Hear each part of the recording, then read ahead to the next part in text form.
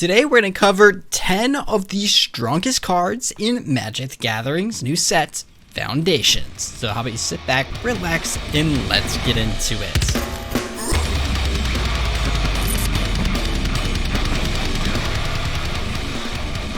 Welcome back, folks, and welcome back to the channel. Thank you for dropping by and your ongoing support. My name is Patrick, host of the EDH Brutality YouTube page, which uploads Magic the Gathering content and analysis every Sunday. Today we are covering 10 of the strongest cards for EDH from the new set called Foundations in Magic the Gathering. Before we jump right into that, a quick and special thanks to patrons like you for making videos like this possible. It should be known that not only is Magic the Gathering, but YouTube is not a cheap hobby to have, so all of your support is greatly appreciated. So for those watching that would like to help support the channel, you can head on over to my Patreon page linked down in the description below, where we have several tiers and offerings. I will, however, be updating these within the coming weeks, right in time before the New Year's, so keep an eye out for said video. Now, a quick disclaimer before we jump right into today's list, that there's no particular rank or order of said cards that we'll be discussing today, and strength is always subjective, but here are my top 10 picks for the strongest cards in Foundations. Starting things off, we have Homunculus Horde. Coming at 3 generic and 1 blue mana, this 2/2 creature Homunculus reads: whenever you draw your second card each turn, create a token that's a copy of this creature. And may I say, what a fantastic effect. Blue finally has its own Scoot Swarm, this time triggering with cards drawn. So for maximum effect, imagine how dangerous this would be paired with a consecrated Sphinx. Speaking of blue card draw, our next pick happens to be none other than Archmage of Runes. Coming at 3 generic and 2 blue mana, this 3/6 creature giant wizard reads: instant and sorcery spells you cast cause 1 generic less to cast. Whenever you cast an instant or a sorcery spell, draw a card. Which not only is important cost reduction, but a great engine for any spellslinger deck. Up next, we have a heavy hitter in the form of Mossborn Hydra. Coming in at 2 generic and 1 green mana, this 0/0 creature elemental Hydra reads: trample. This creature enters with a +1/+1 counter on it, and landfall. Whenever a land you control enters, double the number of +1/+1 counters on this creature, which open and honestly can be a game ender, especially if we ramp out lands or pair this with a simple Herald of Seeker Streams. Stepping away from creatures, we have Blasphemous Edict. Coming at 3 generic and 2 black mana, this sorcery speed spell states: we pay 1 black mana rather than pay this spell's mana cost if there are 13 or more creatures on the battlefield. Each player sacrifices 13 creatures of their choice, which is a monstrous effect. I can see this is a great way to sacrifice your creatures if you're running some sort of zombie recursion theme, and it also gets around your opponent's creatures being indestructible. If you think that's good, it's hard to beat this next one, coming in with Leyline Axe. For just 4 generic mana, this artifact equipment states: if this card is in your opening hand, you may begin the game with it on the battlefield. The equipped creature gets +1/+1 and has double strike and trample, which leads me to believe that this is now an auto include for any Voltron deck.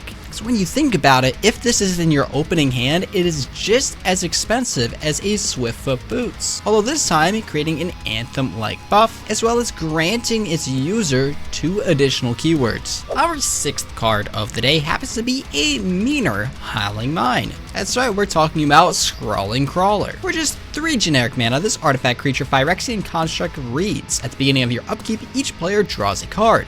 Whenever an opponent draws a card, that player loses 1 life, which once again synergizes quite well with any wheel-like effects. And being a colorless spell, you can slot this in any deck you seem fit. Next up within today's video happens to be Raise the Past. For just 2 generic and 2 white mana, this sorcery speed spell reads: return all creature cards with mana value 2 or less from your graveyard to the battlefield, making this a rather efficient mono-white reanimator spell, especially given the fact that white is typically known for the lower CMC creatures. Up next, we have Niv-Mizzet Visionary. Coming at 4 generic, 1 blue and red mana, this 5/5 legendary creature dragon wizard reads: flying. You have no maximum hand size. Whenever a source you control deals non-combat damage to an opponent, you draw.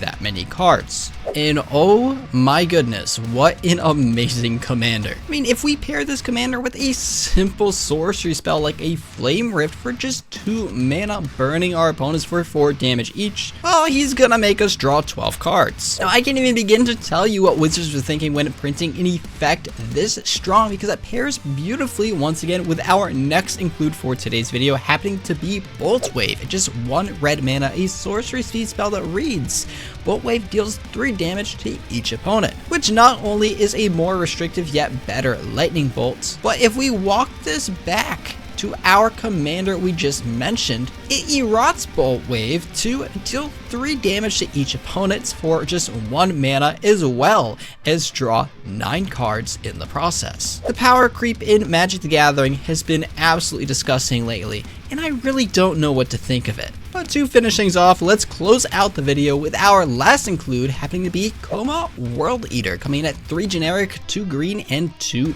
blue mana. This 8/12 legendary creature Serpent states, this spell can't be countered. Trample and ward 4 generic mana.